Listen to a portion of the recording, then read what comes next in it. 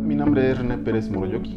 Estoy en el último semestre de lo que es maestría en Ciencias Computacionales de aquí de la Facultad de Estudios Superiores Cuautitlán.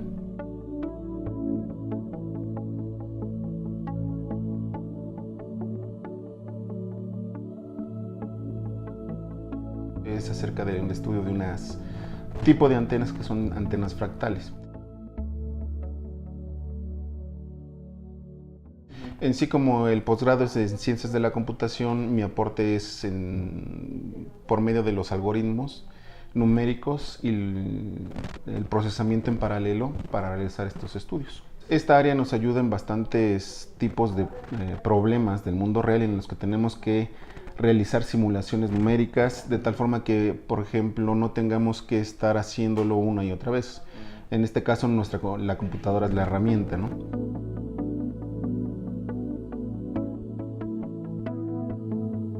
Por ejemplo, en la naturaleza, una hoja de un helecho. Estamos viendo que una pequeña hoja del helecho se parece a la hoja más grande, ¿no? Entonces, más o menos va por ahí lo que es un tipo fractal. Yo no me estoy enfocando sobre fractales orgánicos como este tipo, porque si de por sí las antenas que estoy estudiando son complejas, las orgánicas son mucho más.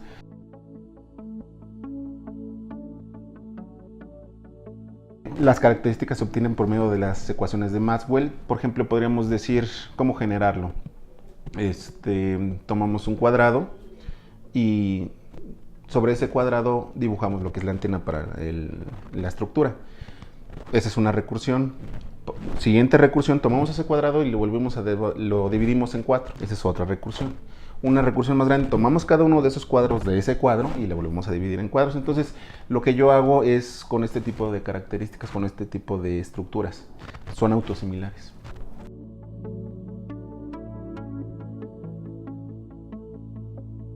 Para empezar, la complejidad del diseño.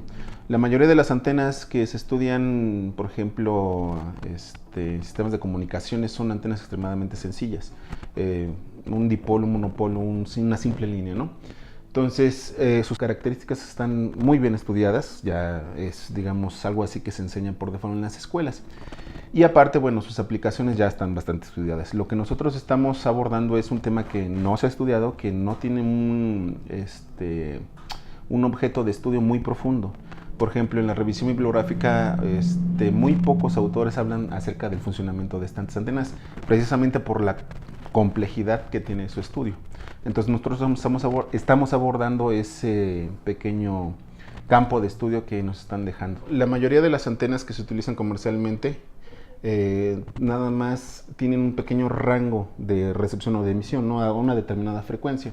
Por ejemplo, las tarjetas de RFID con las que entramos al suburbano o al metro. Entonces, esas pequeñas antenas están específicas para un pequeño rango de frecuencias, ¿no? Entonces, sirven para eso, están perfectas. Pero, por ejemplo, si nosotros queremos un elemento que sea multibanda, por ejemplo, los celulares tienen conexiones 3G, 4G, todas de distintas frecuencias, tiene conexiones inalámbricas por wireless de distinta frecuencia, tiene conexión Bluetooth, entonces tiene un montón de conexiones de radiocomunicación, ¿no?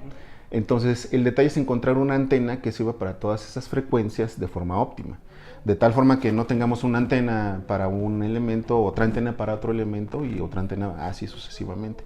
Entonces esas antenas que estamos desarrollando aquí sirven para tener múltiples servicios, múltiples frecuencias óptimas para un mismo dispositivo.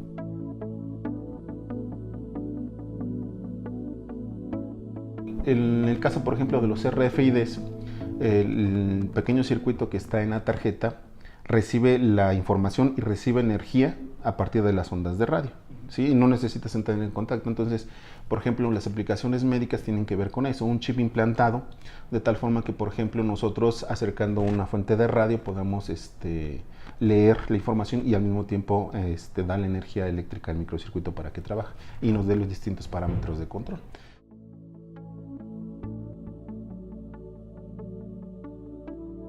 En este caso, por ejemplo, lo que estamos haciendo primero es un acercamiento más genérico de las antenas, de un tamaño un poco más grande para poder experimentarlas.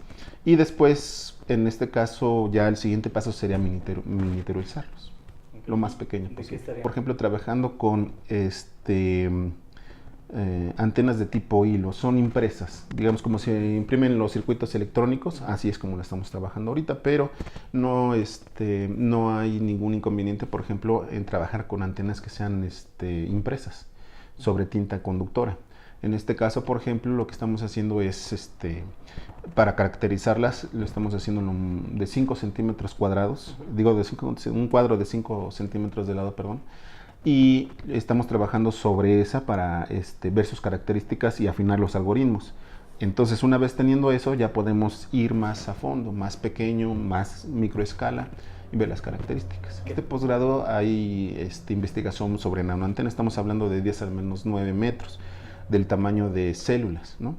En mi caso, estamos hablando de aproximadamente de 1 a 2 milímetros cuadrados, dependiendo del objeto de estudio. En este caso, hemos llegado ya a la meta de poder escalar la antena. Podemos hacer antenas de 1 metro cuadrado, 2 metros cuadrados, 10 metros cuadrados, hasta antenas de 1 milímetro cuadrado. El detalle es el tiempo de cómputo que se lleva en calcular todo eso. Nosotros nada más nos hemos empleado en 2 curvas, una de tipo que tiene el nombre de Hilbert y otra de Peano. Son las más conocidas, pero no son las únicas. Incluso uno puede hacer su propia antena fractal de una característica similar. Pero el detalle es estar caracterizándolo, viendo cuáles son las características de la antena. Entonces, eso se lleva bastante tiempo en cómputo. Por ejemplo, las antenas que hemos obtenido aquí, hemos tardado 25 días en calcular todas sus características.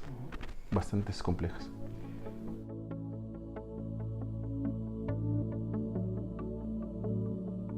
En este momento ya lo que necesitamos y lo que queremos es que, por ejemplo, los algoritmos que tenemos desarrollados, implementarlos en paralelización. Por ejemplo, nosotros podemos obtener ya las características de una antena, pero el detalle es que tardamos bastante tiempo en calcular todo, ¿no? Entonces, por ejemplo, lo que estamos haciendo es afinando el rendimiento de los algoritmos, tratando de paralelizar, ya sea sobre multinúcleos o sobre dispositivos GPU, de las tarjetas gráficas que estamos acostumbrados a ver en los tipo gamers de alto rendimiento, para disminuir, perdón, el tiempo de cómputo de las características para la obtención de las mismas.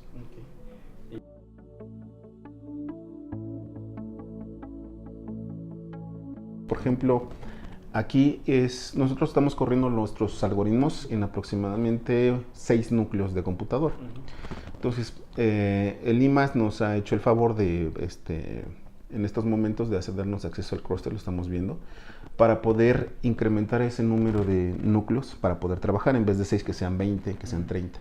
De tal forma que si antes tomábamos 20 días en caracterizar una antena, en este momento, por ejemplo, podemos reducir el tiempo que nos toma eso.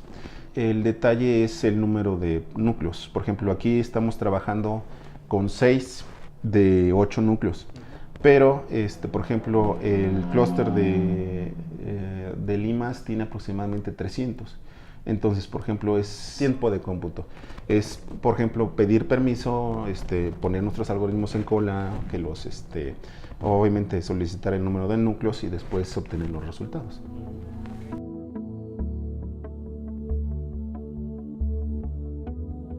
Es bastante, digamos, divertido estar buscando la forma de implementar estos algoritmos.